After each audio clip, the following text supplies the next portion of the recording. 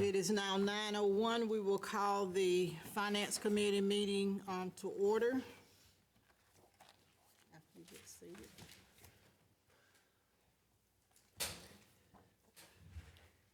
Is there a motion to adopt the agenda? Motion. Second. It's been moved and second that we adopt the agenda as written. All in favor?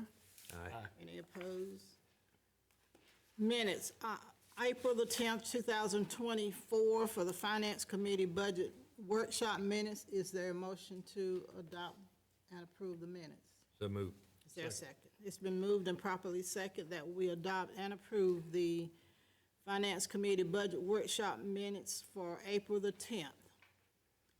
Next, we have the Finance Committee meeting minutes. Is there a motion to approve? Second. It's been moved and properly second that we approve the Finance Committee meeting minutes. Item 4, unfinished business. Pierce Group Benefits Service Contract, Eubanks. Okay, I brought Ms. Wilkes in this morning also to, in case there's any questions I couldn't answer. I know I struggled with, I'll let Kim kind of explain what we've got. She went back to them since the last meeting and spoke with them, so she's got us an update. Okay, good morning. You all have a copy of a couple of pinpoints that he went over that they offer and what, from my understanding, any new hires that come in, if we go with this group, like if they want AFLAC, then they would not be able to have AFLAC because this company would just take over overall and just offer what they have. But the employees that has AFLAC and other supplemental insurance would be able to keep that.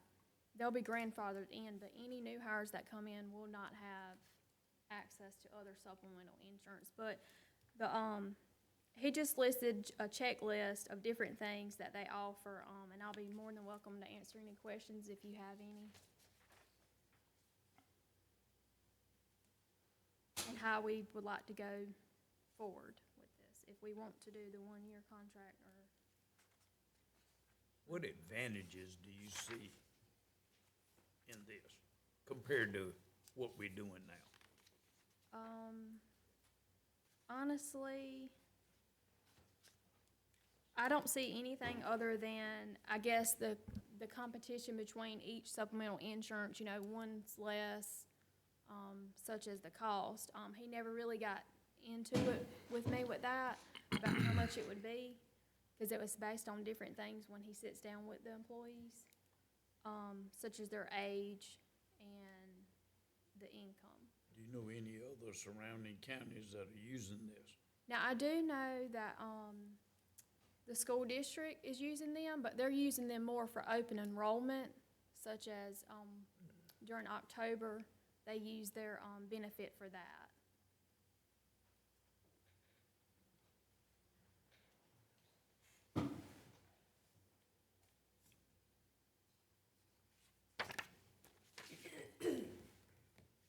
Nobody else not to speak up, I'll ask you another question.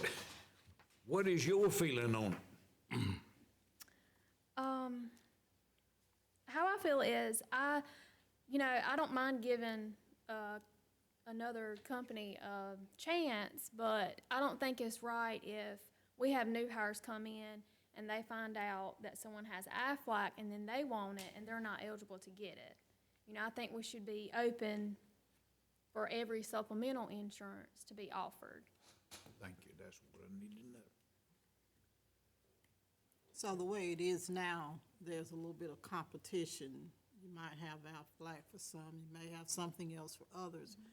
But if I read this correctly, this would be the one and only. Correct. Exclusive. Correct, yes, ma'am. And if they already have AFLAC or Liberty Mutual, they can keep it, that's grandfathered in, but no new hires coming in won't be able to get it. And one question, ma'am. Yes, sir. Ma'am, are you recommending the program? I know I'm putting you on the spot. That weighs heavy with me. I'll take you off the spot, because based on what she just said, she felt like it would be better for people to have an option. Option, I think her choice. expression said it all. Did I understand you correctly that you don't really have any idea about the price comparison? Like if this, so that we're not even sure cost-wise this is going to be a benefit? I'm not sure how much it would be beneficial to the employees as far as how much they would pay. That I don't know. So we're losing competition and potentially not saving any money. Or we might, we don't know. Well, you might, yes, sir, yeah. And I don't wanna, not say knocking that supplemental insurance, but I think that's the big thing that sticks out with me, that they're not eligible to get another supplemental insurance when they come in. Well, in line one, it states that we'll be the only vendor allowed on campus. To me, that's a huge red flag. They're not offering anything for that advantage. So I think that's That we were pretty not hard aware to. of. That's right. And we do have, Aflac that comes in during October, and he sets up in here, and we send out the email if anybody wants to, add anything or make any changes, so he does come in October. Any other questions? Comments? Mr. Burns, I make a motion that we proceed with what the HR director has asked of us. Which is, I'm not clear on, what are you asking? She doesn't know what she. So are we, For the offering, right, so are we just trying to decide whether we should proceed with this Right. or not? yes, Proceed with the way we've been doing it? yes, ma'am, Okay, so your motion is to continue as we've been in the past. correct. I will Is second there a that. second? Yes. So it's been moved and second that we continue as we've been in the past, and I guess we're declining this right here. Okay, thank y'all so much. Sorry for the confusion. Thank you. Good, we got her done. Okay. ARP funds, Ms. Stanley. Okay, just wanted to give y'all an update on the ARP funds. You know, as we've been talking, December 31st is the last day that we can obligate. We have to have everything obligated by then. So, Mr. Eubanks wanted me to, to update y'all on it. I've got to do a quarterly, I'm going to do my annually reporting next week, but that's what I've expended up until March 31st. If we knew what we were gonna obligate on, I could go ahead and, do it at this time, but I have until, if we, of course, we haven't made the final decisions, so we have until December 31st to make a decision to obligate everything. But we've got $5.5 million left in there, and we're not spending nothing else. We were doing a bunch of the, HVAC units, we're not gonna do any more. We hadn't done any more of those, and I told Beanie and them that we can't spend any more money because, of course, y'all haven't given me the go to spend it on anything else. So I just wanted to update you all on it. So we probably need to start having some meetings and make some decisions on what we're gonna do with this, instead of waiting till the end. We need to go ahead and start, because we are mid-year. What's the drop dead deadline on the disbursement of the money? December 31st of 2026, I've got to have it all spent, but I've got to have it obligated. I have to have, like I just said in a webinar the other day, you have to have it pretty much contracts. That's what they're meaning by obligation. You got to have your contracts. You got to have it stating where that money is going to be spent. And if I don't, then I got to send it back December 31st. Yep, they plainly said that. Questions, anyone, comments?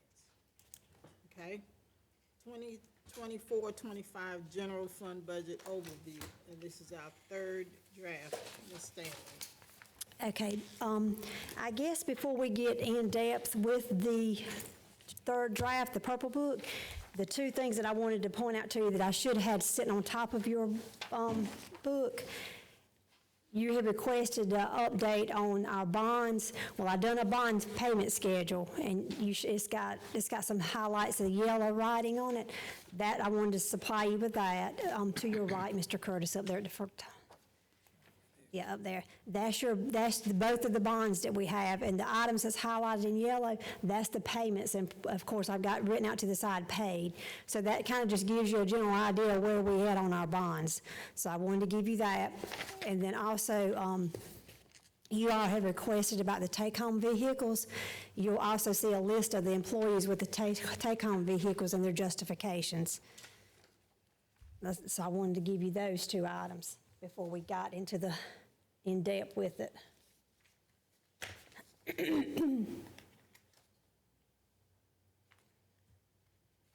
Okay, so next, I guess we could go ahead, if y'all would like, go ahead and start with the budget. Before we start on that. Okay. Ms. Stanley, if you'll take a second look at the take-home vehicles. Uh-huh. And this is just a question, just because I don't know.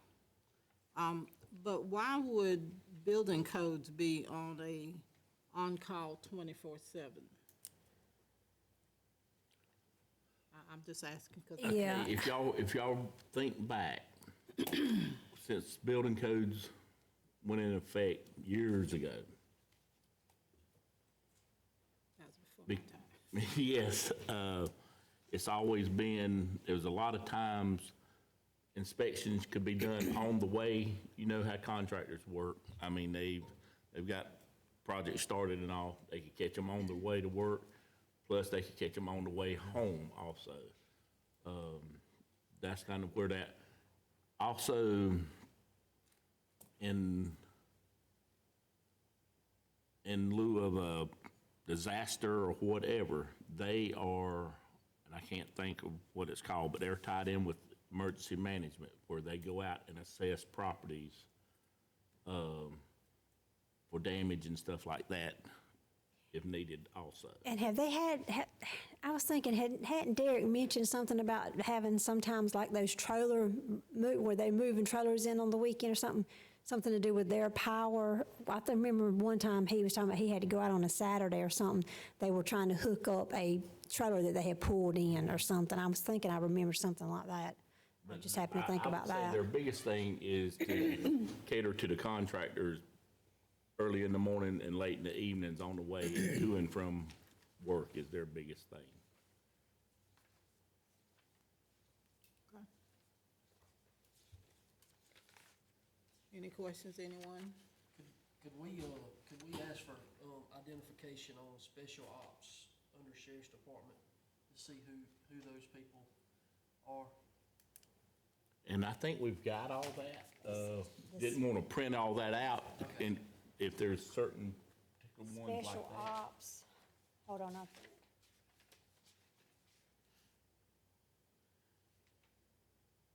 also, if we could get the hours worked on those people. yeah, he's got on their special ops, but it's got 3, but he doesn't have in detail, but I can find out. We can get that. Okay. Anyone else? Okay, Ms. Stanley? Okay, make myself a note on that. The first item, and this is actually a new submittal that had just come in last week. If you look on page 11,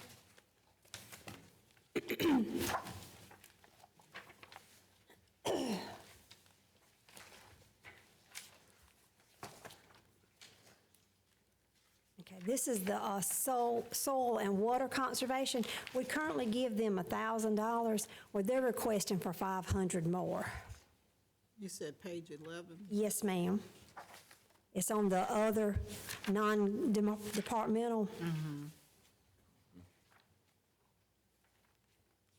And this actually, this request, like I said, it just come in, so you won't see it noted on your booklet. I just got it last week. But we currently give him $1,000, and he's requesting $500 more. And what would be the reason for the increase? Did, I mean,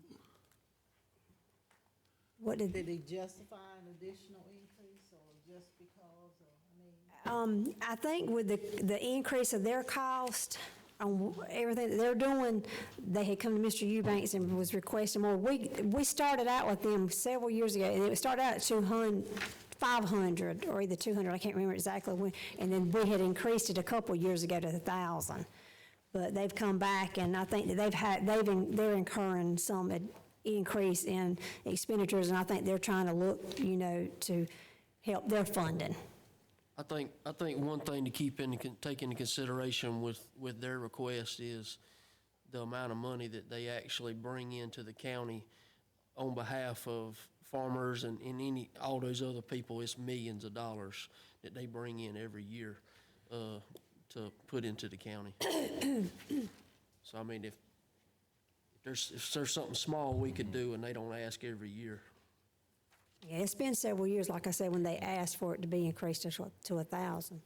And I think it was, like I say, they asked for like 1,000 and we kind of cut them back to 500. I think he's asking for an additional 5 for what he asked for years ago. So your recommendation? Yes, ma'am. would be to fund it, and that's your recommendation? Yes, ma'am. All right, committee? I'm good with it. That's their recommendation. Okay. Any motion? Yes, sir. Motion. Second. Okay. It's moved and second, so we will approve the additional $500 for soil and water conservation. Okay. Yes, ma'am, next. And also on that page, we never made a decision about the public defender was requesting $10,628. That's still on, up for decision or approval.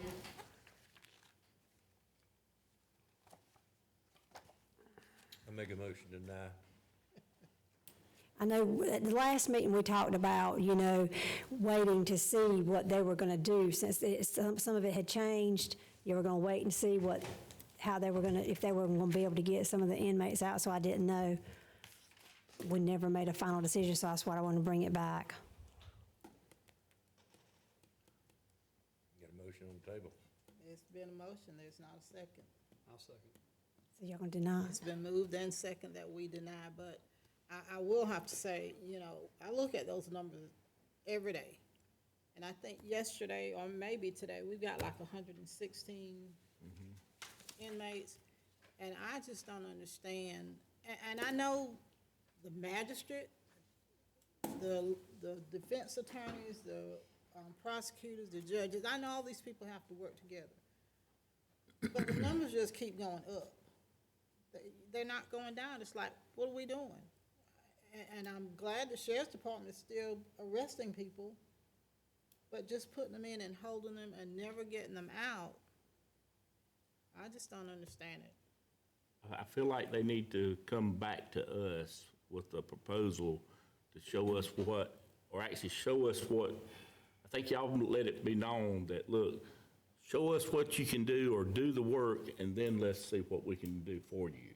And I agree with that. We probably just shot that down without a lot of explanation. Right. I'll be glad to voice my opinion on it. It was presented, and I received a letter. They were asking for this to balance the table between them and the solicitor's office. I know they're fighting an uphill battle. It seems like we are across the whole county financially, right? But what was the percentage? They said they touch about 90% of the cases. And there's less than a 10% difference. They wanted to be equal with the solicitor's office. The solicitor's office touches every single case. They touch 90%. I mean, so they're probably dollar for dollar a little more than equal now. Everybody needs more money. So, and I agree with what you were saying, just where does this $10,000 get us in decreasing our costs somewhere else? What do we get for our money? I mean, but we can't continue down the same road we're on. I know it's a challenge, I do. I'm not throwing anybody under the bus. But wanting to have an equal amount of funding just to be equal, how does that benefit us, Well, and again, if you don't touch but 90% of the cases, then they're already a little better than equal dollar for dollar anyway, right? So, I mean, I know that's not the way I would want to look at it, but that's the way it was presented to us, right? We want to be equal too. Well, they touch 100%, you touch 90. So, Yes, sir. Question for the attorney. Is this one of these entities, I didn't mean to wake you up, is this one of these entities that once we give, we cannot take back? Correct, and this is unlike the solicitors, which are normally included in a proviso every year, which is a law that's basically year to year, it's not permanent. The public defenders are statutorily protected. In other words, there's a statute that states that whatever they're funded in a particular year cannot be reduced in subsequent years. So, sorry for the long answer, but the short answer is yes. I was aware of that, but I want to make sure the rest of the committee was aware of it. And Ms. Burns, I think we need to get all the information we can.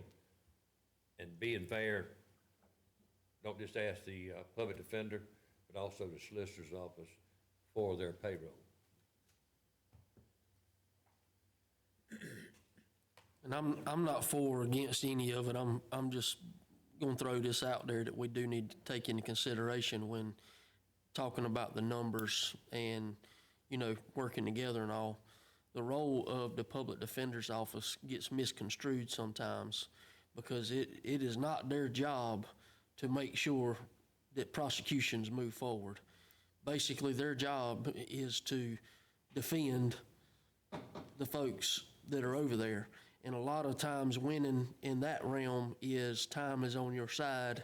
So you can't really go at them and say, why ain't you trying to push this through? Because that's not their job. So you got to keep that in, take that into consideration. Because it's basically the attorneys now, their job is to stonewall as long as they can on prosecution, on the defense side, just to try to let some water go under the bridge and move on. It's not that case with the solicitor's office, but with the public defender's office, that is the difference. It was also kind of explained to myself and Tim, from the new public defender that, a lot of times when money is passed down and grants are done, they basically all go to the prosecutor's side. Not as much goes to the public defender. There's a lot more bang for your buck, or a lot more headlines with prosecution than there is public defense. Is that not, wouldn't you say that's correct? But he told us that he did not see anything basically changing until we had a new solicitor.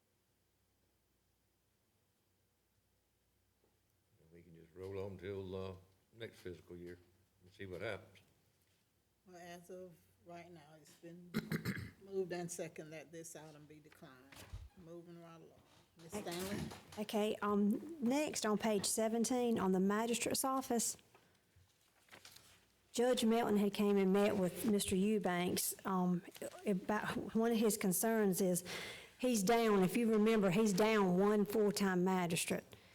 And the state has not appointed one for him, so currently at this time, he's pretty much pulling two different duties.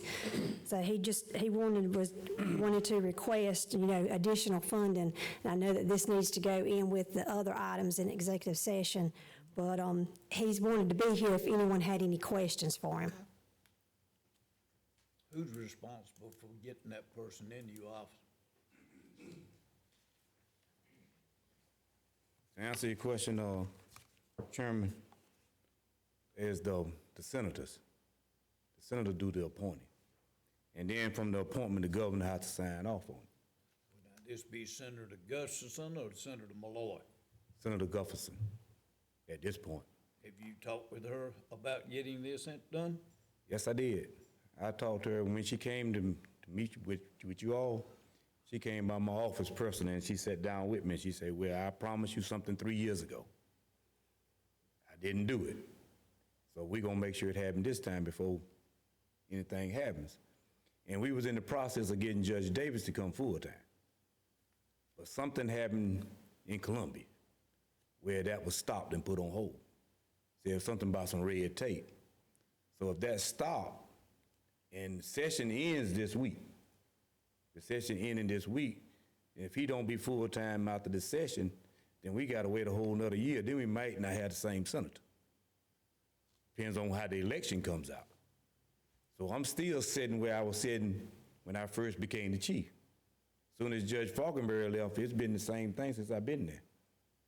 And we're being one full-time magistrate, and I'm just gonna put it out there. I know certain things are being this and that, But being the only full-time, and you got two of them that works in the school system, I'm the only one here. On Wednesday afternoon, Thursday and Friday, I am the only judge y'all got in this county that's working. That's it. Now, something happens to me, God be willing, that's been a blessing. For the last 3 years, I've been in perfect health. I've been here the whole time. And everybody can see that from, if you look at the paperwork, my signature's everywhere. You look at the court docket, my signature's on the court docket. I'm your magistrate. And then not only that, if a judge go down in the municipality being the chief, I gotta cover that too. You didn't know what happened in Cheraw District. When JA went down, I had to cover Cheraw also. Same thing was going on in McBee until they got a full-time judge.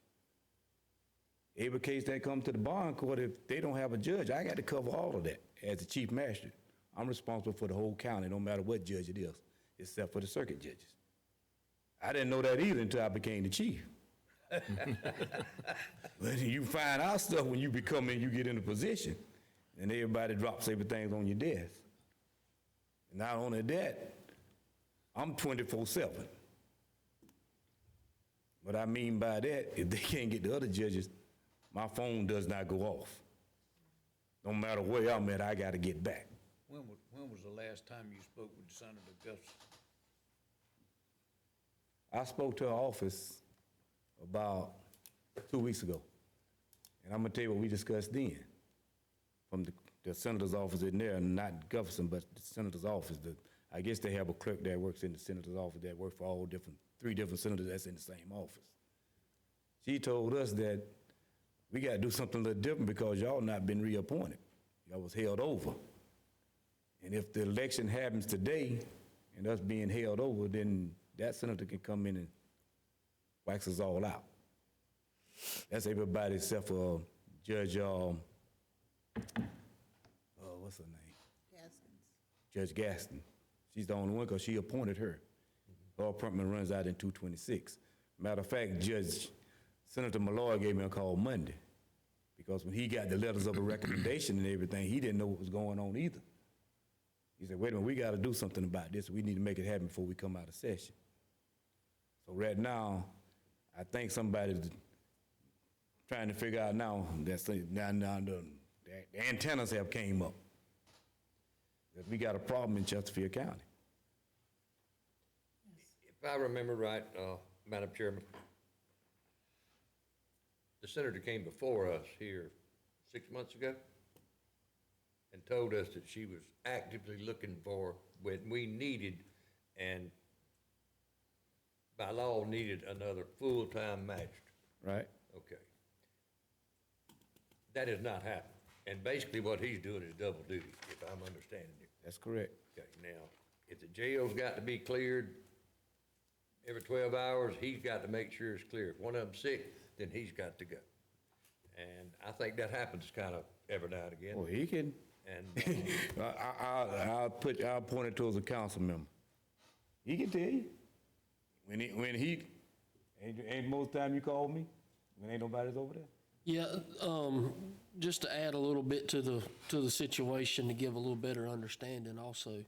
When he mentioned that two of his part-time people work with the school district, that means that they're unavailable at the same times and they're only available at the same times. So there's really, somebody has to set bonds in the morning and in the evening. So if they work for the school district, they can't be set bonds in the morning, so that falls back on Judge Melton. So the only thing they get to do is set bonds in the evening unless it's on a weekend when they might pick up a extra day or whatever. But right now you got Judge Patrick, Judge Davis, Judge Gaskins, who are all part-time right now, and he's the only full-time.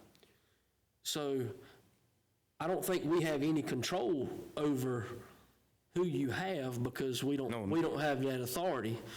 But for you to be in this position, I really don't know the solution. But right now, you got you got two part-time people that, That's out, basically. I mean, yeah. That's out. The third one's got issues too, my understanding. She's got a sick relative. Big brother. And she's liable to just have to go. Ms. Burns, I think we sat here last year at budget time, and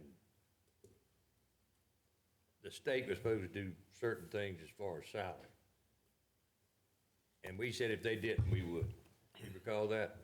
Well, we're not getting ready to discuss the salaries right now. Okay. anyway. We'll do that in executive session.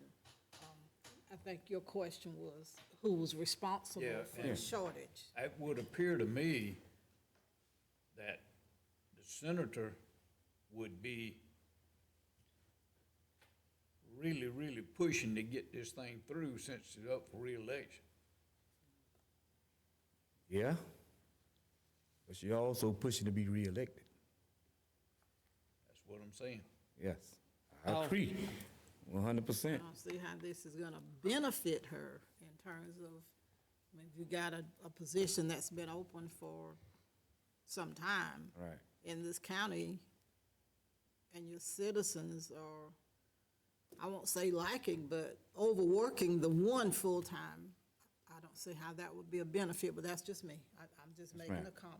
Yes, ma'am. Has nothing to do with anything. I'll go out on a limb and say this is what it boils down to. It's over-promising and underperforming on behalf of Senator Gustafson, in my opinion.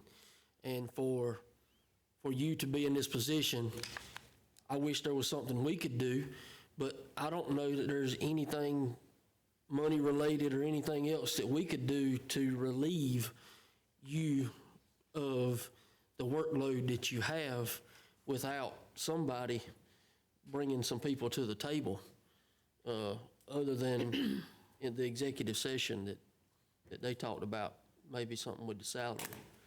But I think you're in the middle of a political game, is what I believe you're in the middle of. We all definitely are in the middle of that, because if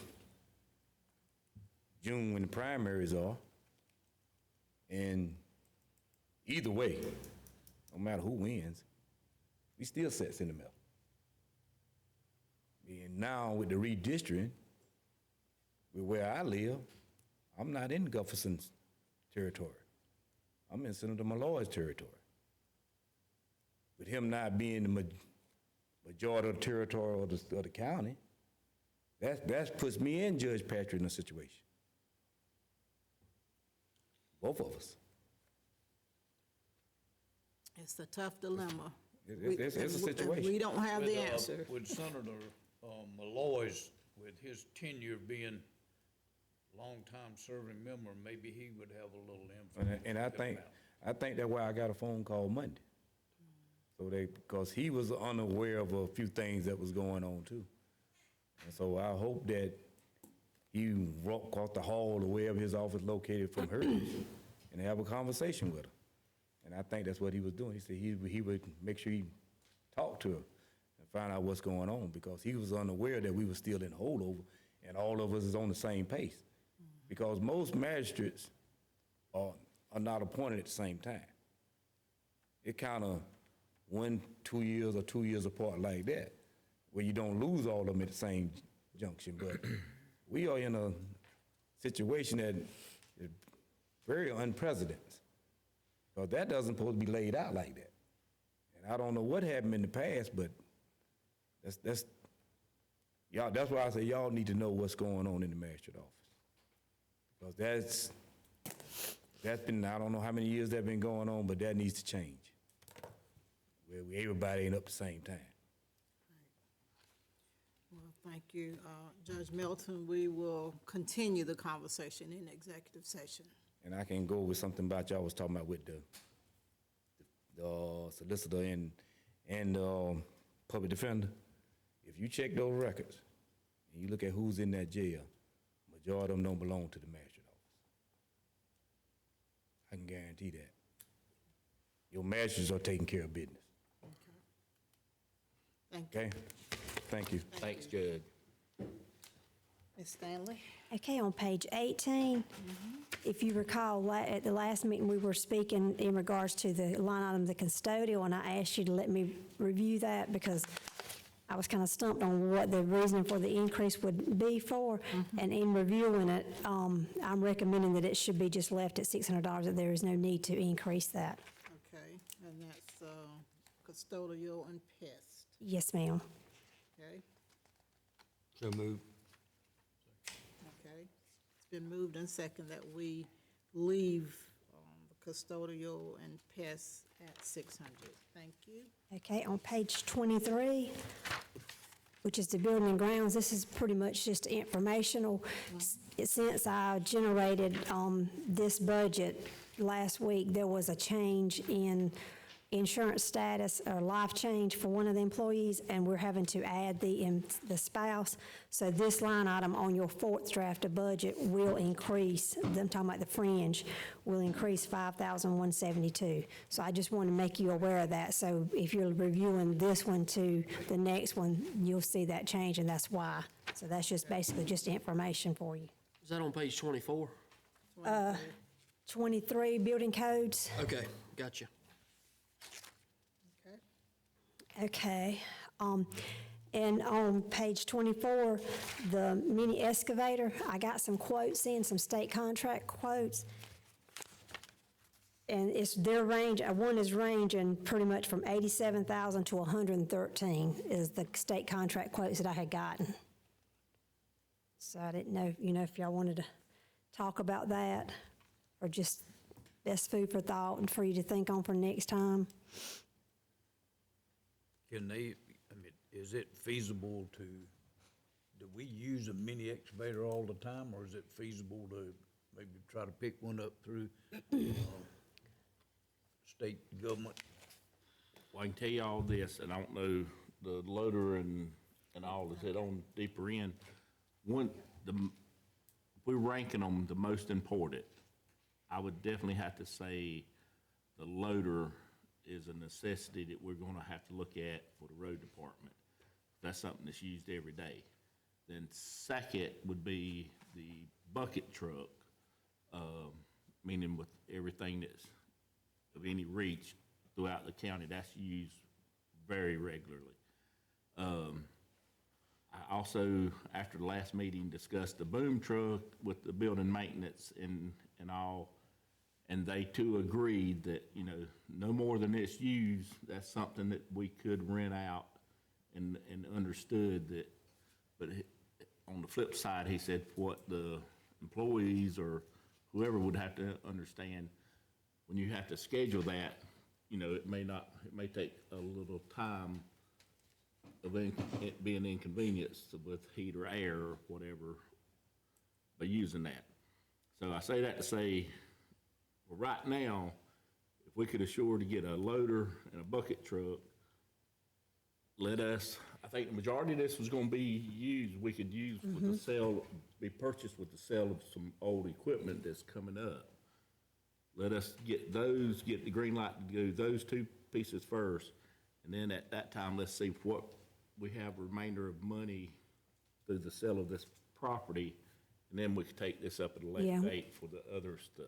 Actually, the quote that Travis got from me on the loader was $236,000. We could purchase this with that tribal money, because I think I got $244 left, so this could be purchased with that tribal money. And then, like Mr. Eubanks was talking, the rest we could do with the sale of the other equipment. And that could be taken up later. Yeah, Mr. Eubanks, I agree with you, with the boom truck, that's something that we could rent, and I think we would come out better. No insurance, no maintenance, Right. no nothing. And they totally agreed. I mean, when y'all asked me, it was hard for me to answer, so I went to them, and they agreed the same thing. If the employees understand that, by renting it, that may take a day to do or whatever, it's some lining up, but they totally agreed also, because they've got the majority of the stuff, in place. Already in place and done, but it will be sporadic. Exactly. Okay. And would that be a used bucket truck? That's correct. That Okay. would be a used bucket truck now. Then the loader would be, we were looking new there, but the bucket truck would be a used, I mean, other utilities or whatever, we would search and hope that, find something decent there, possibly. And with all the CTC rock that we have, that loader is paramount. Absolutely. Mr. Eubank, just to give you an avenue, check with, and you check with a lot of Lee Electrical out of Aberdeen. They've got some pretty good stuff that has been taken well care of and is certified, because now that boom truck has got to be certified every few years. The bucket truck does. The bucket truck, excuse me, yeah. It's got to be certified. And it's got to also meet certain specifications to where you have a non-dielectric hydraulic oil in it, where it does not, electricity does not go through it. And you need to make sure that your folks over at the shop know that Okay. and don't contaminate that system. But yeah, we would search for a bucket truck used like that. Well, they actually have a dielectric test, they actually have a dielectric certification associated with bucket trucks. And Not only that, but the boom and all has got to be recertified. that's right. Yeah. So, but if we buy something, it needs to pass the certification. Correct. Yes. It needs to be currently certified. Yes. Anything else on public buildings and maintenance? No, ma'am. Ms. Stanley? Okay. The next page would be page 26.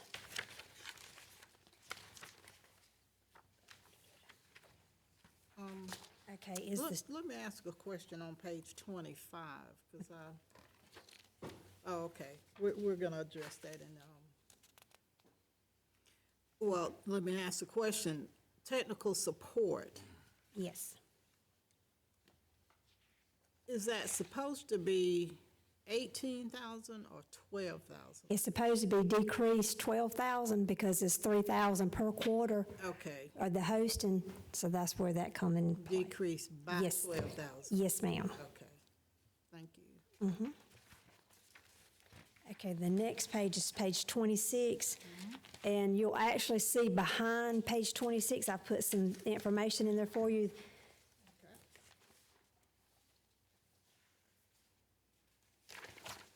The first one is, this really colorful, is where the sheriff, you have his original budget request, but then the one on top, if it says, you see it says budget request, and you see a revised, this where he's went in as of last week and revised his budget request, what he was requesting. That's this one. Yes, ma'am. And then the 3 items that he was asking to request, one of them's animal control. If you see the packet that's stapled, you will see the detail that was requested of me for that line item for the last couple of fiscal years. And you'll also need to keep that out because it also affects the detention center also. That's this right here. Yes, ma'am. Okay, I'm sorry. Do you have this right here? I'm not sure. But I can It's look with you. stapled. It's up Yeah. here. It's stapled. You got it? If I got an extra one right here, if you don't, there you go. Yeah, I stuck it behind that departmental's page so you'd have it. I got it now. There you go. Thank you. I was trying to put it with each department so you wouldn't have so many papers to shuffle around. I was trying to help y'all out there a little bit. Brought my glasses, it would help. No, you're fine, you're fine. Now, do you want to look at what he revised first, or Mr. Eubanks, did you want to? Well, and I can tell you kind of where this came from. The sheriff came and sat down with me and was questioning about salary increases for the employees. And I told him, I said, look, I'm just gonna be honest with you, from not speaking for council, but me looking at it, it's the more the budget increases on individual budgets, the harder it is for council to do salary increases. So I said, bottom line is, y'all hit us pretty hard with the budget. And so he went back and actually, because he said it's so important for him to help the employees and all. He revised his budget and in hopes that, look, this would help council give more towards the employees of his department. And I said, you know, not only your department, but it's something that we would have to look at countywide. So he said he wanted to do his part and looking at the overall budget. So this is where this came from. And, you know, that's something, you know, we can go deeper because we would get into salaries and stuff like that in the executive session. Right. And I believe the revised budget was $50,000 less. The difference, let's see, more than that. The what now? What did he say? The revised, what's he saving? Okay, so on the training and travel, he's saving what, 5,000? Yeah, I think he's looking at that last page. says- the overall, what's the overall savings and difference in requests is 59,000. Oh, Yeah, 59. I'm sorry. 59. Only thing that stands out to No, me. that was the detention center now. The Well, there's still a savings. the difference in request for his department would be 154,000 yeah. It's is on what the he's next- reduced it It's by. on the other page. Okay. The only thing that stands out to me is, what the appearance would look like on reducing the travel training budget. If something comes up, I know last year they asked for an increase in training. If we reduce it and something happens, that's gonna be the first thing somebody's gonna jump on. Well, y'all reduced, the training budget. So we just need to keep that in mind, that could cause us an appearance problem later on. That's his recommendation. Okay, so.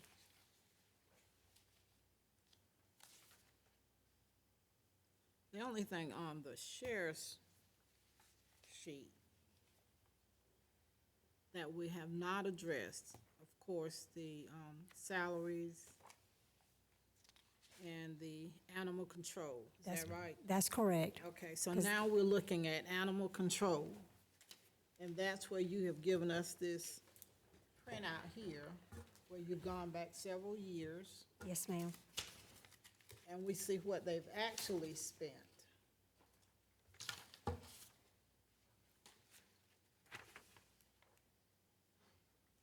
Okay, this is what they've Yes, ma'am. spent for several years. And when you average that together, it's pretty much in line with what they currently have. So looking at what the past experience has been for 1, 2, 3, 4 years, including this year to date, versus what they are currently budgeted, it's not that much out of line. They have $15,000 budgeted, the average is $1,697. Yeah. Per month, Yes, ma'am. so, 20,000 a year. 20,000 per year. So what do y'all think about increasing it by half of that? Instead of doing the whole 10, do 5. They're at 15, that will put them up to 20. That's this sheet right here, Tyler. I am, I'm looking at the sheet, Okay. I'm looking at where we came up with the 15,274.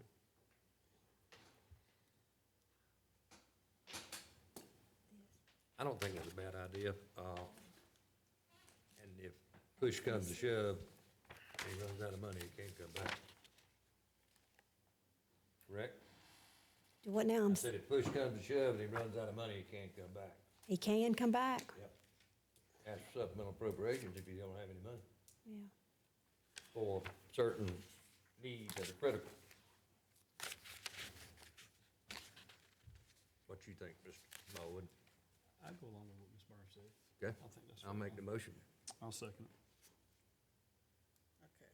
It's been moved and second that we approve half of the request, which Yes, would ma'am. be $5,000. Increase it by 5,000. All in favor, let it be known by the sign of aye. There are no opposed. Okay, is that clear? Okay, so that, yes, that is everything on the sheriff's department. Okay, hold 1 second though. While you were looking at that 15,274, let's see where that was. I was just looking at what drove those costs. Okay. Yeah, that's, that right there, if you see I've got an asterisk, that's as of April 5th. Okay, So it will change, you know, unless there's not any more expenditures for the remainder of the year, that will increase. okay. Based on what they are, there'll be some. Well, there'll at least be 2 months of gasoline and 2 months of Verizon, because that's what's taken out of there. Okay. Next. Okay, so the detention center on page 27. I think we've got like 3 different items that we need to talk about. The first one is the travel and training, and if you see in that same staple packet, I've got the data that you requested for the training and travel and the communications. The first one, of course, will be your training and travel for the last couple of years, This packet right here. Yes, ma'am. I can see it here. because of what they're requesting.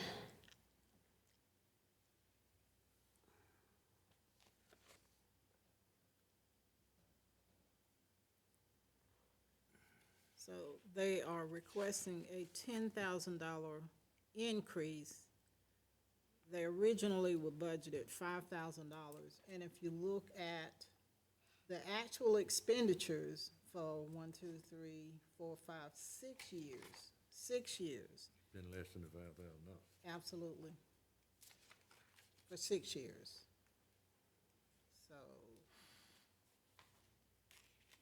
do we think they're gonna, and I don't know what they're gonna do, but are we proposing to increase it to 15,000 when over the last 6 years, it's been less than 5?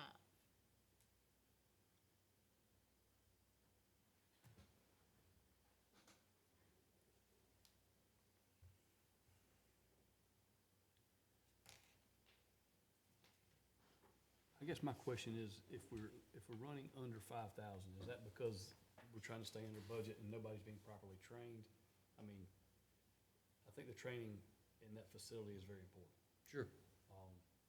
Are we running under that because we just don't have the money to go any higher? Once we get to a certain point, there's not enough left per employee to continue training. If you come down, we get halfway through the year and we've got X number of employees, and we've got about $50 in the budget per employee to train them. You've got to either handpick a few to go train, or, I guess what I'm saying is, how are we running under budget? What's the real reason for that? And is that, are we running under because we can survive at that? As we increase the number of detention center employees, is that going to drive the training budget up? I got a question for Mr. Eubanks. Would it be because of staffing, that he has not had full staff? Is the reason that the training budget may have been staying like it was? Because I know at one time he had a hard time, not this administration, the previous one too, of getting folks over there. And I know that's been the case in the years past now because of Where's he at on staffing now? staffing. He told me last week that, you know, he's fully staffed. He felt like he had 1 slot open right now. Okay. Also, with hiring people from another county that's already trained, Trained. lower that number, because I know that has happened. Somebody came from another county. That would help with your training.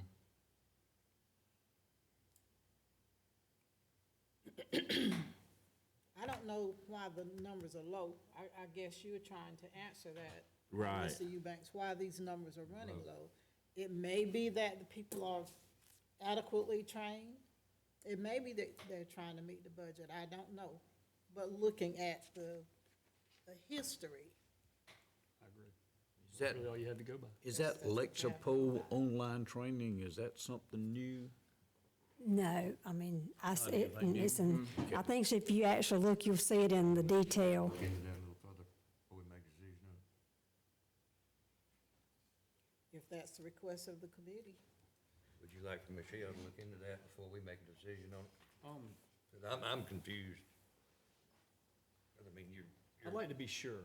Over I double. don't see tripling the budget, but I would like to be sure before we create a liability issue for the county. So, It could be That's all I'm a asking. reasonable explanation. so you want me to check and see why in the past, because it's got like 22 sworn officers, check and see why in the past we haven't sent all of them to training and now we are? Which basically, If that's the reason for the request. and they may be additional training that's been put on them, I don't Okay. know. by Right, mistake and see, required. that's the part I don't know, if I there's just been think there's some additional questions stuff. there that need to be answered. I'm not saying not fund them, but I'm just saying, let's make sure that we know what we're talking about. Well, I agree with Ms. Burns, from 5 to 15, and last year we spent 46.93. Yep. I mean, that doesn't seem, something's not adding up. Okay? And it may be a very easy explanation. Yes, sir, absolutely. Okay?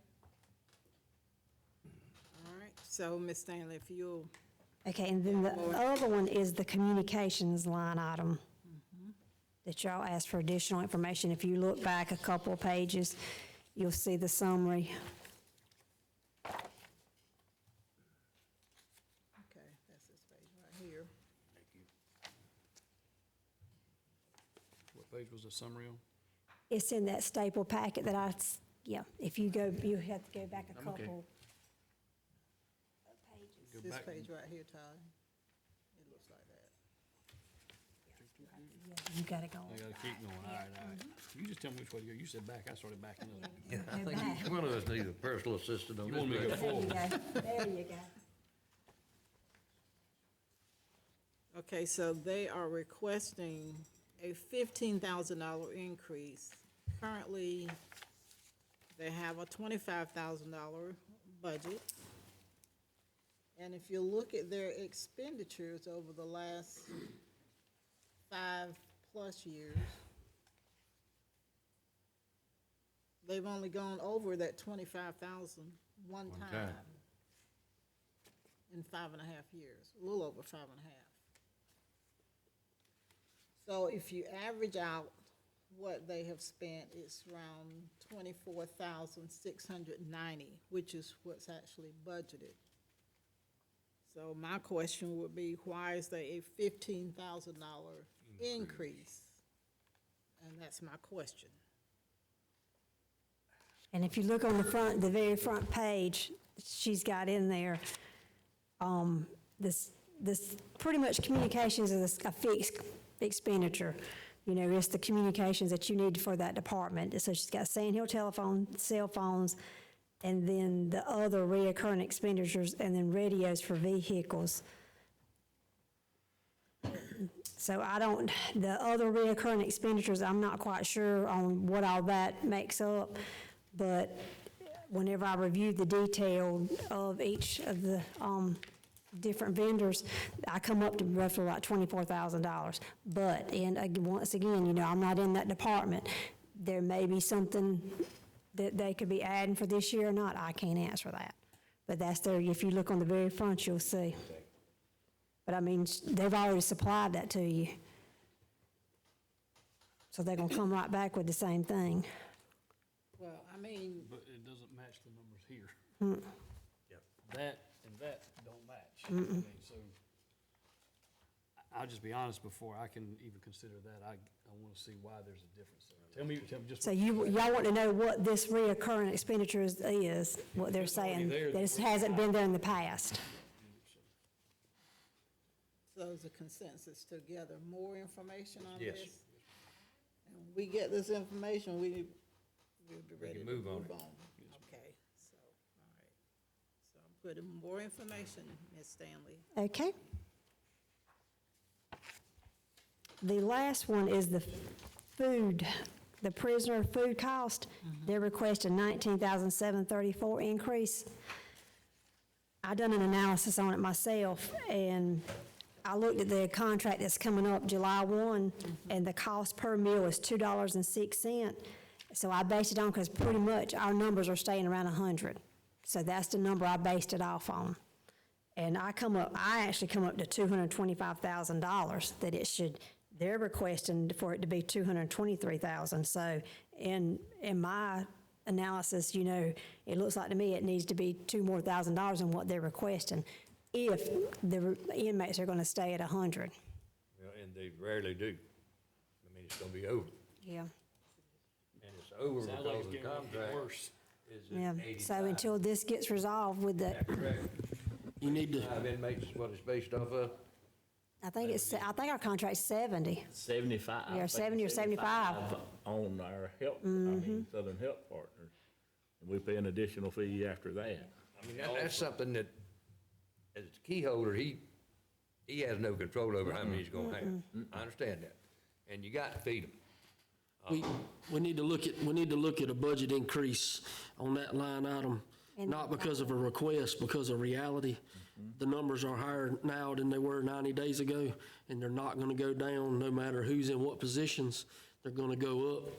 So this one will eat our lunch if we don't make appropriations for it. And see, I'm a little concerned about the doctors and lawyers, you know, we've increased it $7,000, but I think it, you know, I may need to revisit that one and look at it because it may end up going over. And it also wasn't, it was what was it, a 9.7% increase on that the food company was going up? Yeah, I think that's, Pretty sure that's what it was. But $2.06 a meal is reasonable. But when you got that higher in population, that's what's driving it, and that's 3 times a day. It's still 10%. Sir, Still 10%. either way you look at it. Yeah. So is a consensus then, with this detention center, we just collect more information and come back and visit detention center for those 4 items, including the doctors and lawyers, the food costs, and the other 2 items that you're supposed to bring back information? So I mean, we're- well, what else? quit feeding them, it's about like gasoline, you're not gonna quit buying gasoline. No, what we're trying to get is a number that's closer in line with what you estimate. Yeah, well, I mean, that's, you know, on the food cost, I think you pretty much got it to the bottom that you're gonna get it. They're requesting for it to be increased to $223,173. That $19,000 increase, but whenever I done a cost analysis myself, I done on 100 inmates at the new contract cost like she done, but I'm actually coming up with, you know, and I don't know exactly what number she done, but really, what I come to, it should be, you know, a little over $2,000 more. So Your that, opinion, based on what you see and based on what we know the future's holding, do you think factoring that on, because it sounds like to me the variable is, do we factor it at 100 inmates, or should we factor it at 110, or what's that number? Yeah. It'll protect us this time next year. 125. So what did you use, 100? 100, We know it's Because I don't get the numbers anymore, but I kind of look back, and I had spoke to Miss Hattie, just what she was seeing, and the last couple of days, she had seen right at 100, so that's where I based it off of the 100, because I knew when the last time that I was getting those reports, they were ranging or keep saying right around 100. So I said, well, I felt like, you know, 100 would be the medium, the middle range, you know, it may be a little bit less, or it may be a little bit more. And I think that Well, we won't- honestly, the information that we're going to gain over the next 30 days that will impact this would be an inmate population. I don't know if we're going to know a whole lot more than we know right now, other than what the future seems to hold, which is going to be an increase based on new rules and regulations. And I mean, and we, more than likely, these 2 line items, they'll probably go over because of the inmate. We can't get it down to the science, but I just think that both of those need to be increased because of this, because of the increase in the population, and it's not going down. Because these numbers were not based off, last year was not based on 100 by no means. Are you recommending that we go ahead and increase to 2,000 now? The food, yeah, I'm recommending to accept. Well, would you go to so what scares me is to give them what they have and we're still too short. Because that bill's coming due regardless. Yeah. If we don't prepare for it, we put ourselves in a little bit of a bind, correct? I mean, so do you think your 100, I mean, you factored at 100. I know Mr. Ford says he thinks 125 might be a better number. I don't disagree based on what we've already talked Yeah. about. So where do we settle? Yeah, That's what we just need to decide. what's the numbers being right here in the last week? The number today is 117, Yep, today. okay. Today. Check. So probably what we need to do is revisit, instead of doing 100, I could do 100, if you want me to do 125 or 115, whichever. But yeah, but that line item definitely needs to be increased. Another thing we need to look at is find out what that base number is and what we pay per inmate up to that base number. Anything above that, is that a lower number than our base number, or is it a higher number than Yeah. our base number? Yeah. If so, we need to look at possibly rebidding it on a higher number. Well, now, that contract starts July. Are you talking about on Southern Health on the doctors? I'd say both. Okay, well, that one just coming in effect July 1, so it's a done deal. He done an automatic renewal. And that goes back to the 4 items that I said we were waiting on information. We needed more information, so we can Yeah. revisit those 4 things. Let us do that. Okay. I mean, I've got the numbers of the food right there. We'll look at that. And it tastes like it's $2.06. And we may need to look at the Southern Health Partners contract, if there's some provision in there, because with the bond reform bill, I mean, that's something that was beyond our control, and it is going to, and I'm not commenting, saying it's good or bad, it's just reality, it's gonna result in an increase in the population. I mean, just looking at what it requires, there are going to be people who are not going to be able to bond out. All other things being equal, they're not going to be able to bond out. That's going to increase the population. So we may be able to look at that Southern Health Partners contract, see if there's some provision in there where we could go back and go ahead and increase the base Yeah, number. we're gonna have to. And certainly if we can't do it this year, then next year we need to look at. We can do it because I negotiate that. I start sending emails to the sheriff around June, July, because it's effective in September or October. Yeah, I mean, if you left it like it is, you're looking at, with the day's numbers, you're looking at a 17% increase. So if you just went to 120, you're talking about on $200,000, that's 40 grand increase. It ain't like we can shuffle around 40 grand after the budget's over. Yeah, because I think I've got it in my first draft. Let's see. In one of them, I went and done an analysis on it. Okay, right here. On the very first draft I proposed to y'all, it was 70 inmates at the per diem of 1.41. The new contract is 191,000. Last year was 185. The population invoice of the overages last year was 21,000. As of January, it was already at 21. So that was some of the, I had researched it, I hadn't done for the first draft for you all. That's where I come up with just getting a rough of 7,000 increase, just based on what it was gonna increase the contract. I didn't factor in that it's remaining around 100. That's why I said, and I had made myself a note, do we just bite the bullet and increase the population of the upcoming contract, or do we need to account for some of these increase in inmates? Okay. Next. Okay, the next page is page 28, and that's the coroner's department. And as you know, you tabled that department at the last meeting. Mr. Kaiser had asked, he just wanted to be here just basically in case if, y'all had any questions, so y'all wouldn't have to, review it, keep reviewing his department if he's gonna wanna be here too, to answer any questions if you have any. But his biggest concern is that, he has no deputies really to pull for him. Like I mentioned at the last meeting, he only basically has SRO officers that's, has requested or willing to do transport. He would like for council to consider his proposal of a part-time personnel. He would love to get some suggestions from you all on how to do this and to keep, investigations and the county going covered, and also, taking that body to Newberry. He's wanting, he's pretty much pleading for y'all's help. How do we succeed at accomplishing those 3 different tasks at the same time with his current staff?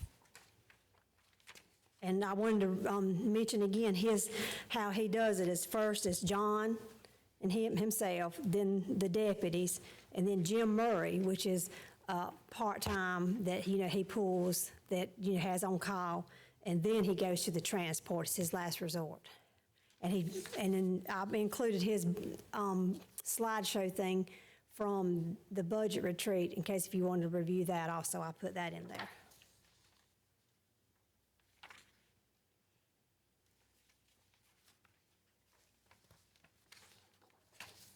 So I know that you'll discuss the salaries in executive session, but if you had any questions on his protocol or anything, he's here to answer any question from you.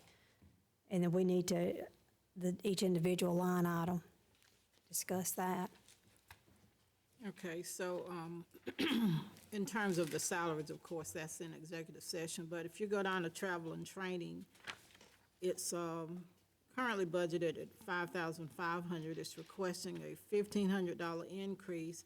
But when I looked at the expenditures through March, there was only 57% there was 57% that was still left in that line item. I think John's got one, has he been to Vegas yet? Because I know he was going to that training in Vegas, but I don't know. Please. Yes.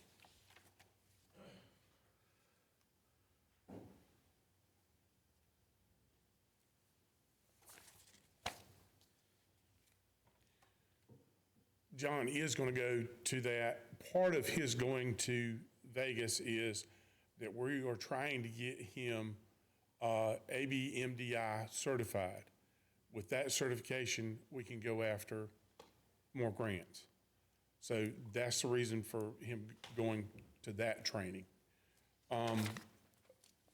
Part of that budget, remember there is the budget that y'all give me for training that is from the county, and then there is money in the training budget that comes from child fatality.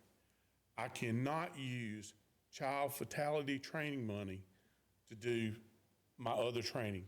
It has to be something child fatality related that I can spend that money on. So there may be a surplus, might be a little bit of a surplus there now, is what you're saying? Yeah, because I actually printed it as of today. The training and travel for your department, you've got, let me look. You got $3,146.60 left of the $5,500. So that's why she's questioning. We're almost to the end of the year. Why we still got so much surplus and you asking for Because more? that's going to be used because we're trying to get training that we can use that child fatality money for. And that line item is down below. You'll sit on your budget. He has $6,700. We still have to go training. We're also the Carners Association training this summer. I can't remember if he's sent in that request yet or not. But those funds will be utilized.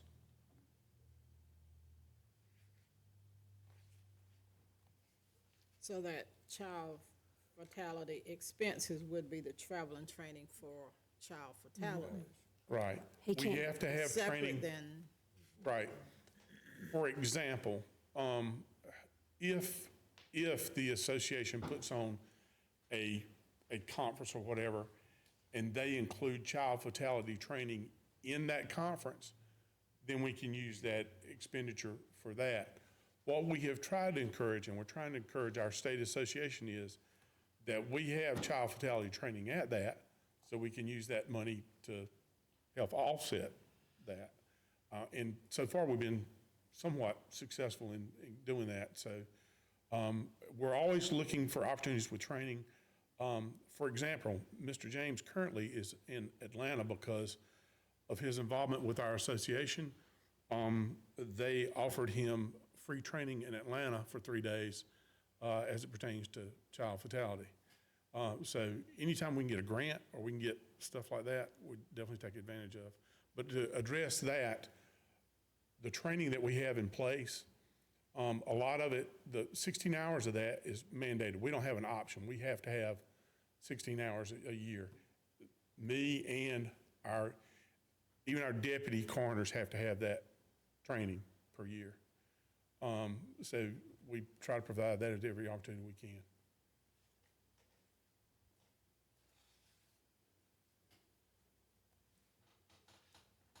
to address the situation about the transport,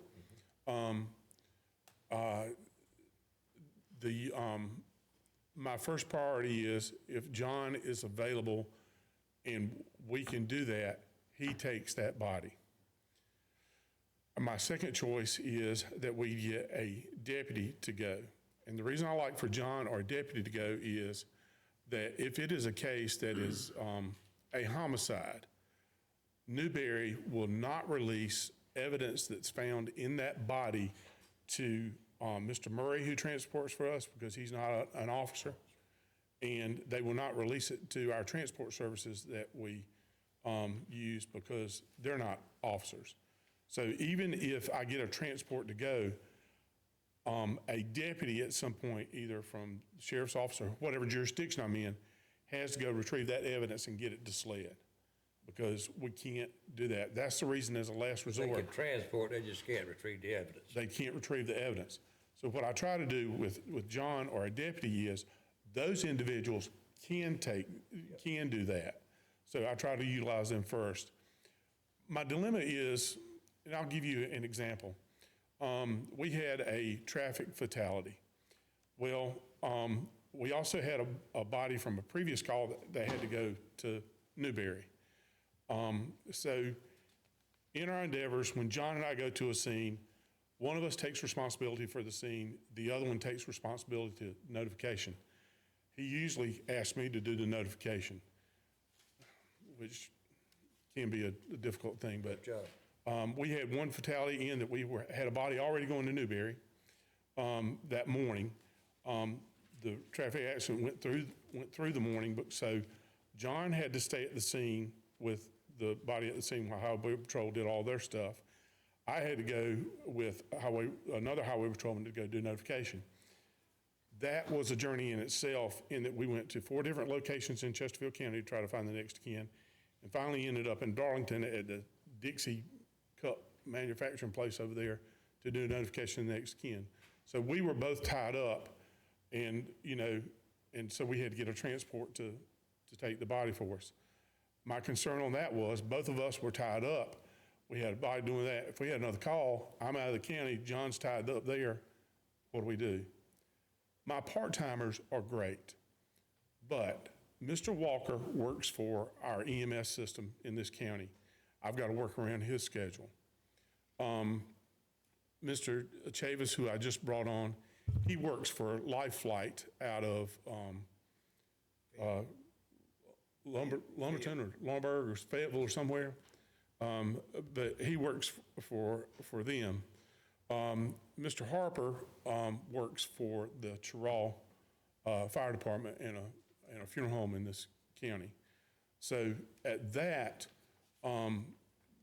it's great to have those part-timers that can help, but if we can, in the solution that I proposed in what we're doing is, if I can work around their schedules and have them where they can be on call, we could possibly eliminate some of this. And the reason I don't want them full-time is there are, we called counties around us, we called counties our same size. One of the solutions we found was the one in Chester. I'm not saying this is the end all. The only thing I can tell you definite about the coroner's office and what's going to happen about that is that death will occur in Chesterfield County. That's the only guarantee I can give you. But my thing is, I need your help in a solution on how I can keep the county covered, how I can do the transports, and also have somebody that can do administration all at one time. And that is very difficult to do with just 2 full-time people.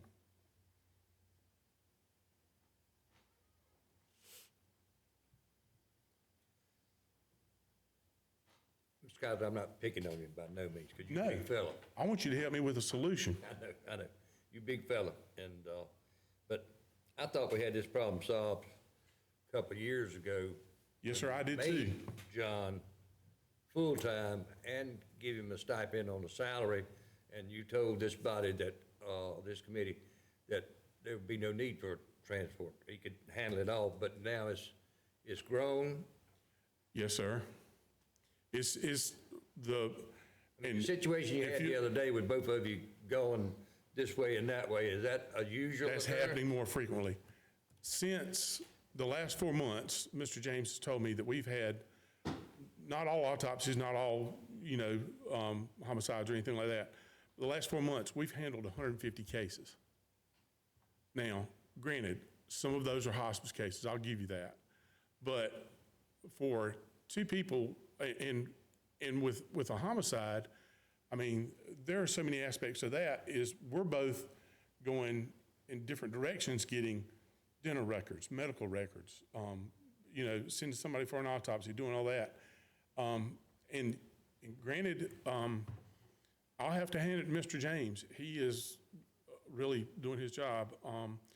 And to the point of, I've adjusted my life. I'm no longer the record of manager on a business that I own. So and the folks that work for me at that business are running that business. I'm not there on a daily basis. The coroner's job is my full-time job. So the two of us are doing what we can do. Mr. James, a slow week for him is 60 hours a week. And the way you can document that is if you want to get the call records, and I did this, I went to the 911 system. When he comes on to work, he goes 1041. When he goes off of work, he goes 1042. And I did the math with the hours of him. I said, pick me a month at random. I didn't ask for any specific month or whatever. And they gave me a month, and his slow weeks are 60 hours a week. I'm 24/7. You don't pay me by the hour. I do this job, I signed up for it. I paid to run to do this job. I paid a filing fee, so I want to do this job. I'm not asking for that from my standpoint. The reason I've not asked for salary increases is that through the child fatality law that was passed, our county is supplemented $35,000 a year for us to divide up. We use that. I use part of that for salary increases. I use part of that for training. I've used part of that for equipment. I've used that to sort of spread those expenses out. If it has to do with, if it touches child fatality in any way, I try to use that money for that. But yes, sir, and back to your original statement of getting the truck and bringing Mr. James full-time, that has reduced some of the strain, but it's getting to the point of our call volume and what we have to accomplish is quite a unique task with just two full-time people. But now and matter of fact, you just FYI information you sent me, the hospice calls were 41%. Yes, sir. Of your calls, but, Mr. Kaiser, y'all, as a general rule, do not transport those patients, or when the nurse from hospice pronounces that patient. Am I correct? Yes, sir. Okay. Calls the funeral home, notified the family's there, most of 99% of the time. So all that's done, and the job that y'all do would be the paperwork for the death certificates and stuff, correct? Correct. In that, we do the burial transit permit, and we're responsible for the death certificate. Correct. I would ask you, at your convenience, to speak with the funeral directors of this county, also in neighboring county, over in the Hartsville area, up in Wadesboro, over in Lancaster County, and ask them whether they feel it's vital that we handle all of those things, and see their expression of how it's handled now as compared to how it was handled, and get an evaluation of that, and see if, just get input from them, Okay. would be my suggestion. Would a good resource be the President's Association, who's right here? Of which association? Funeral Directors Association. That would be a good source. Yes, sir. I don't mind speaking to it. Okay. Okay, thank you. What, I got one question. I think last year you had like a $10,000 allocation for partial salary for one of the sheriff's office. Right. I took that out of my personal salary to pay that, Okay. Yes, you did. I remember that. It's in that, It's in out the of right, the county. Mhm. So is he still working for you, or is that gonna change? I've asked the sheriff that we change that. And that was, those funds will be coming back to the coroner's office. And we just received notification yesterday that those funds will be covered between the sheriff and detention center. All right. The other question is, was the coroner's office a recipient of any of the funds that came through the sheriff's office from the state? For public safety? Yes, and that's the reason I've not come back to council for a replacement vehicle for our transport van. The sheriff approached me, he said, "What do you need concerning public safety?" And I expressed to him that I needed a vehicle. And through the government, I don't know. It's earmark money. Yeah. Right. Through the state. But anyway, that vehicle was purchased, and what we plan to do is, in partnering with the sheriff's office, because there's a lot of stuff that you got to take to a crime scene that you don't always have in your vehicle. Shovels, sifting equipment to get particles out of sand, lights, just a myriad of things that you go, you really use that in the coroner's office? You know, so we're going to sort of convert that into a transport vehicle / our carry vehicle for all that type of equipment. Okay. So that's the reason we're not doing away with the older van. I mean, with the one that has the higher mileage, we're going to utilize it in a capacity that would be local. I just don't know. Okay, any other questions, concerns, comments? Thank you. Thank you, ma'am. Okay. So what's your recommendation? Either one of you. I'm not sure, Ms. Burns, I'll be honest with you, I'm not sure. I don't know about you, Ms. Smallwood. I don't know how to fix it. I don't know what the answer is. It needs to be fixed, but I don't have the answer. That might be one we want to chew on until next time. Like I said, one more thing. Sure. I'm not saying the solution that I'm presenting is the end-all, be-all solution. That's the reason I would like input from y'all to, how us to take care of this. Okay, so do we just table this and bring Yes, it ma'am. back the next time? That would be my recommendation, and Yes, ma'am. and let me educate myself a little bit more, okay? And hopefully, we all can get a little more educated on it, and Is that the whole department you're tabling, or just the doctors and lawyers? Let's just table the whole department, Okay. so we'll come Good. back with the So you comment. don't want to address me? that, you need to talk to the sheriff about Oh, okay, I'm sorry, I misunderstood, I thought you were speaking to me. No, Okay, thank we're you. gonna table this. it. Thank you. Thank you. Okay. Let's see.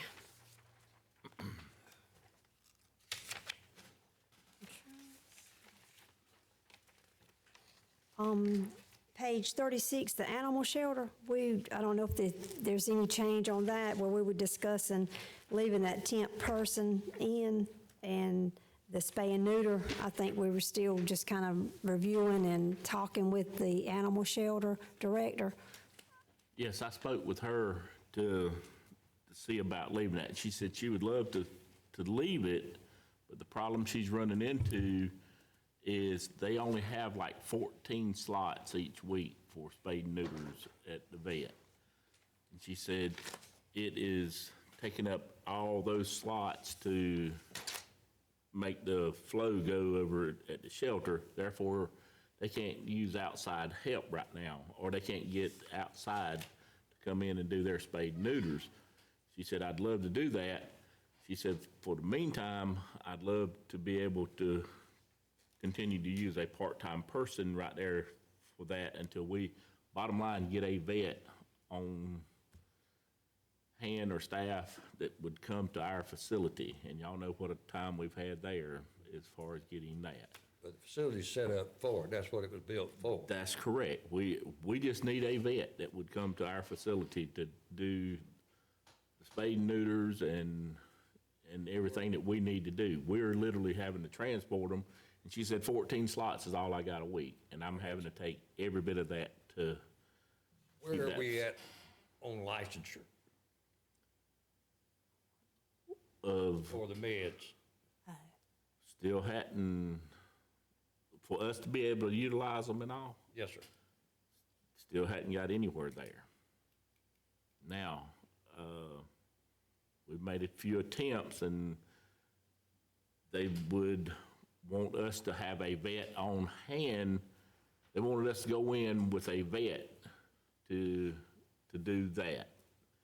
And if I was a vet, you know, I'm not gonna sign on my license with a county or a facility to jeopardize my livelihood, you know? I understand that. We didn't used to have to do that because the Right. license went through the previous administrator, correct? Exactly. Okay. And once you sort of get straightened out, and I am so sorry for your loss, maybe we can look at that again. Okay. You don't have to jump on that right now. Okay. But yeah, I would like to just leave everything the same there. Just like it is. And hope that we could get something with the animal committee Okay. possibly in place there. Okay. Thank you, sir. Okay, so that's the consensus of the committee. Leave as is. Okay.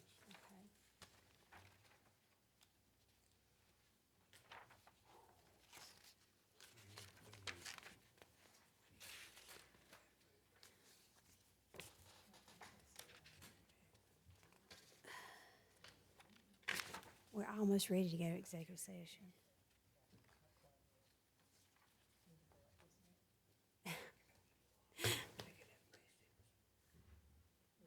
Okay, go ahead. Yes, ma'am. Okay. On page 37,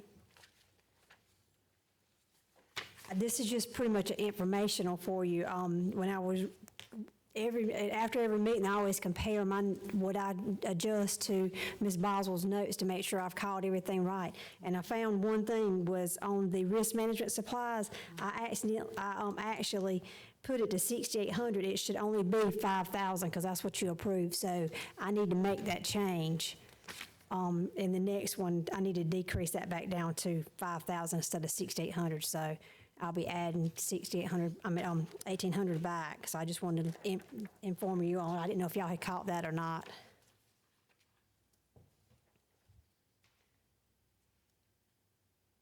And I think we decided on the 10,000 to wait and see what the director was going to get on his new grant, because he actually probably could go ahead and fund that whole vehicle out of that grant. So that's why I just wanted to double check with you on that. Okay. Okay, and then the next one is the landfill. If you look behind that department, you'll see a printout that we got from the assessor's office in regards to the partials.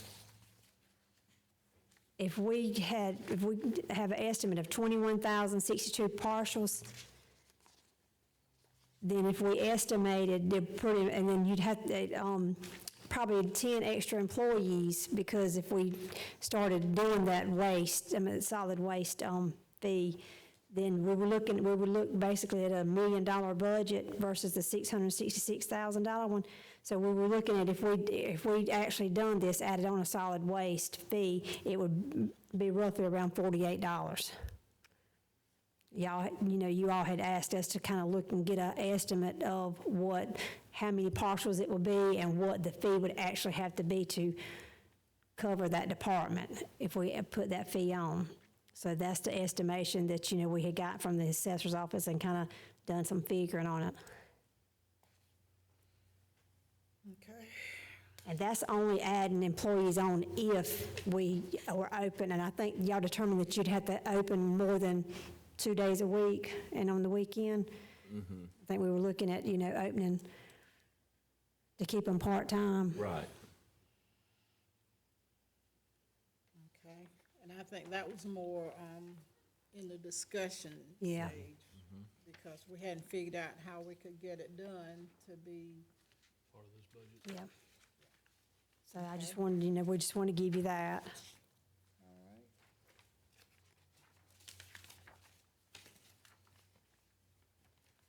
And on page 42, you had spoke about deciding if we were going to do 1 or 2 vehicles or none.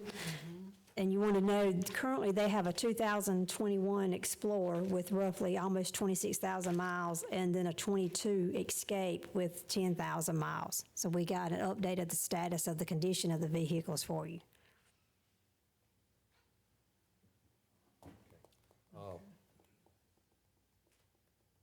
Madam Chairman, I think we made that clear that we passed those vehicles down. We did. And we passed them down today or wore slam out. I'm so glad that we don't have to send the tax people out and use patrol cars that they don't know if they're gonna get back home or not. And we've been there. They are clearly marked, tax assessor or whatever on them. And you can look at those vehicles now and see that they are very well worn. I mean, there's really no value to them by the time we get through with them, are there, Mr. Ray? No, think- we use them up. I mean, Yeah, I think the oldest one we have right now, the assessor's using is a 2009. Hadn't she got a 2009? Because she has 3 of them. I'd like to say one thing, though. The thought process behind, more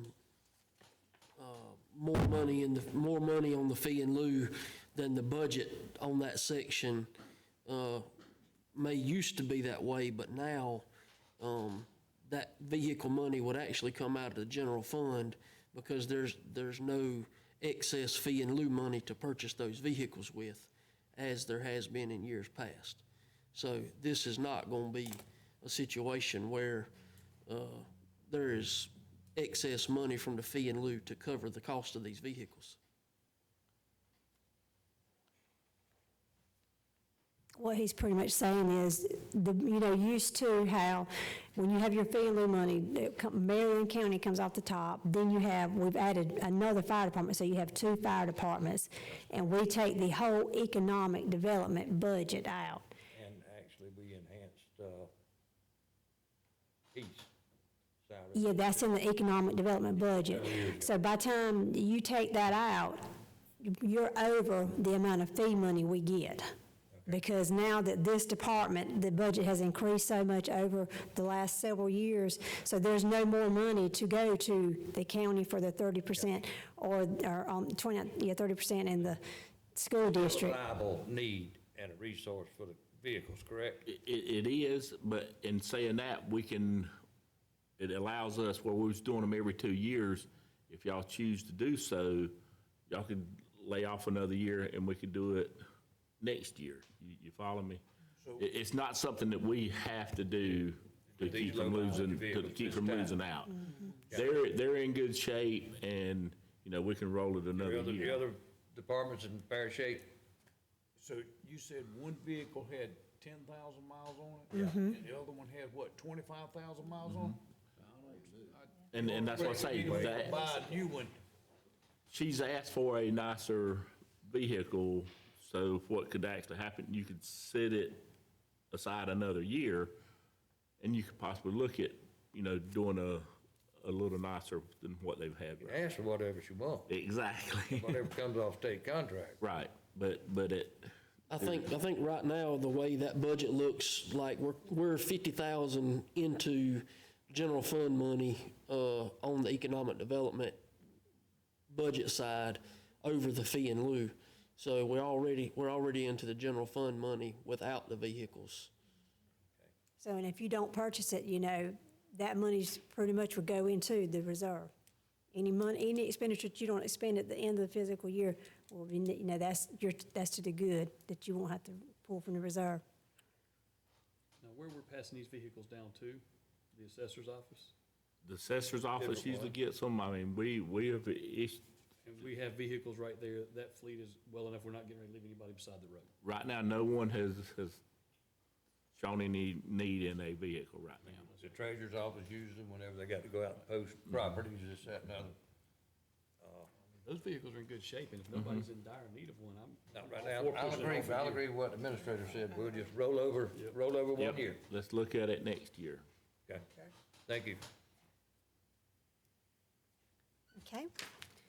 Now we're going to go into the restricted funds. We pretty much don't have that much in those. This is pretty much our first time looking at them, though. Okay, if we can just, stop here for a minute. Let's Okay. take about a 10-minute break. That's all I, as far as I can get to here to yonder. 10-minute break.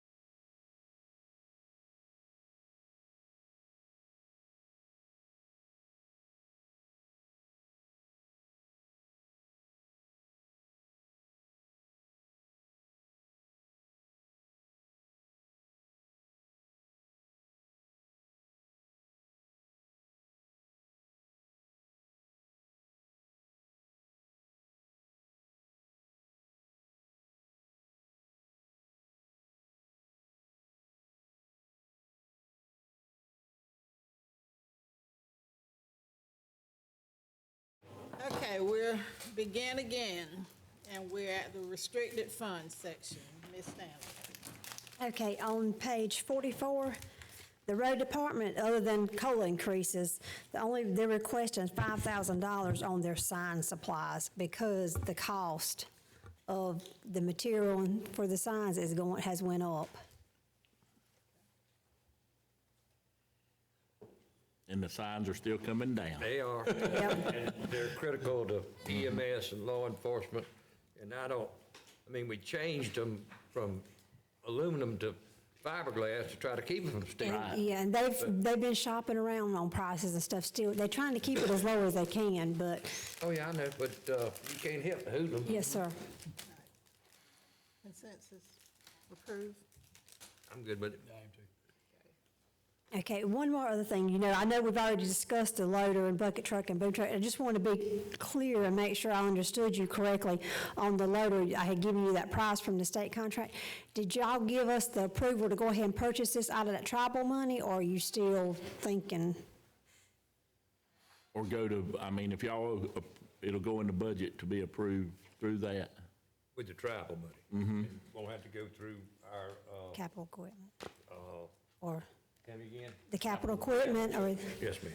so I just wanted to be, That's the best solution. yeah, that money was given, if you wanted, and we used it before on the backhoe.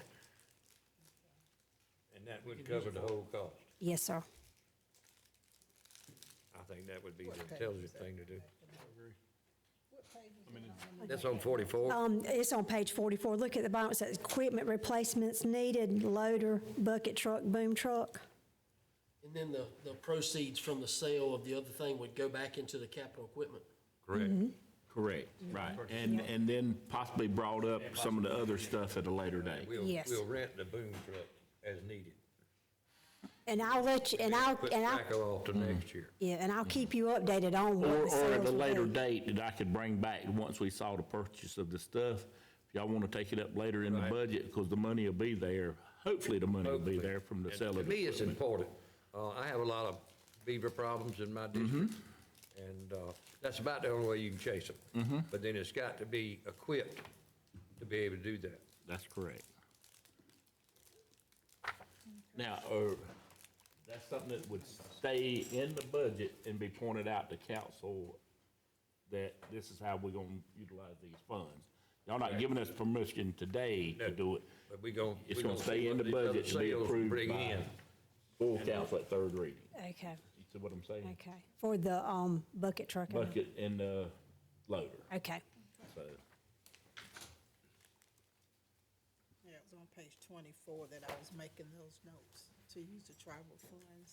Okay. All right. Next. okay. Third reading. Victims advocate, is that right? Okay, yeah, victims advocate, of course, requesting a COLA increase that we'll take up at executive session. And then they just wanted to note that they would be requesting within the next 2 years, the VA would need a vehicle. So that's just food for thought, they're gonna be, that it's an older vehicle and they're gonna be needing one. And the only other thing, E911 is pretty much COLA. On page 48, your capital equipment.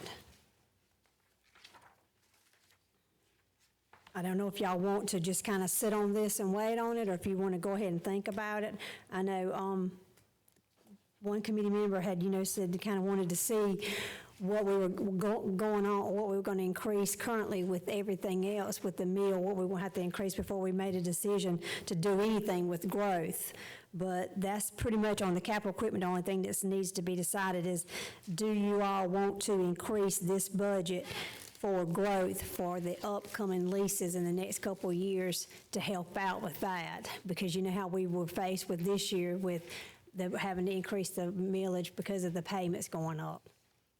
And I've got the estimations of a half a meal would be roughly 63,000 and a 1 meal, 127. Now, just taking a note that this won't be the exact same number. Next year, it would be higher, so. But right now it's Sullivan. Okay. Yeah, because this is on the current on 1 mil now. Yes, ma'am. And you know, a value of a mil will be worth more than, yes, sir.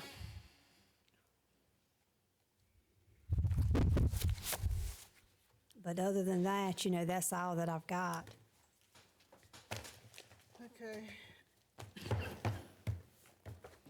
Madam Chair, I would suggest, since we've had first reading, which was by title only, you're going to have second reading of the budget ordinance at the upcoming May meeting, that the committee do a blanket motion and vote now to cover all the recommendations to date. Since we won't just have an ordinance title, we'll have an actual ordinance. I think there've been some along the way where y'all have made motions, there've been some where you have not, but the draft of the budget includes everything y'all have done. So if we could just have a blanket motion to approve everything y'all have done to date, so that can be included in the budget ordinance for second reading. I'm good with that. Good, I'll make a motion. Second? Okay, it's been moved and second that we have a blanket ordinance to approve everything that we've approved to date. Yes, ma'am. Whether we made a motion on that particular line item or not. Yes, ma'am, or not. Okay, so it's been moved and properly second. All in favor? Aye. And opposed? Ayes have it. Okay. All right. That completes item C. There is a need to go into executive session, so Mr. Rucker, if you will enlighten us with that. Yes, Madam Chair, thank you. That would be pursuant to South Carolina Code Section 30-4-70, subsection A2. That's under item 5A. That would be to discuss contractual arrangements, receipt of legal advice that would be subject to attorney-client privilege, and that is regarding Teals Mill Rural Volunteer Fire Department Incorporated fire protection fees. And then under item 5B, that would be subsection A1 to discuss employment, appointment, compensation, promotion, demotion, discipline, or release of employees. And as noted on the agenda, council may take action on one or both of those items after exiting executive session. I'm sorry, the committee may take action on both of those items. Okay, is there a motion to enter? Second. It's been moved and properly second that we enter into executive session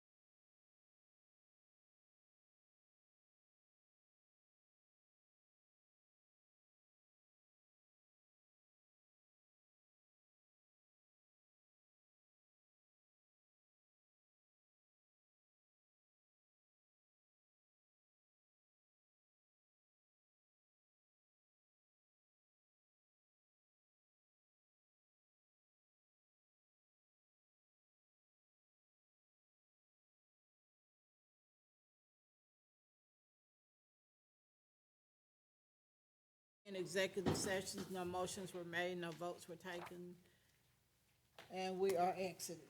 Is there a motion to adjourn? So moved. Is there a second? It's been moved and seconded that we adjourn.